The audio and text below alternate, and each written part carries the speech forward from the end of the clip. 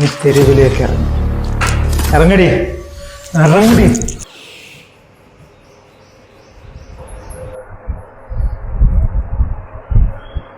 സുമേ, സുമേ, ഈ ഫാനൊക്കെ ഇട്ട് വെച്ച് നീ എവിടെ പോയി കിടക്കണേ?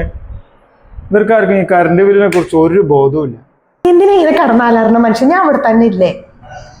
ഈ ഫാനൊന്ന് ഓഫാക്കിയിട്ട് നമുക്ക് താഴത്തേക്ക് പോയിക്കൂടെ? കറണ്ട് ബില്ല് എത്രയാവുന്ന വല്ല ധാരണയുണ്ടോ നമുക്ക്?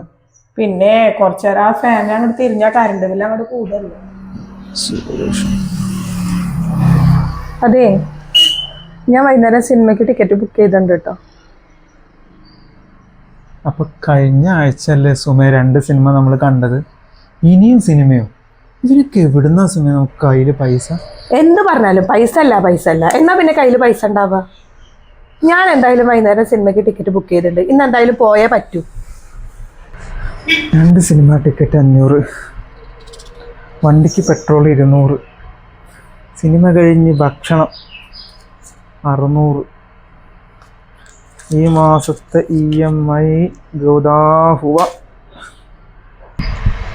അടക്കി സാറേ.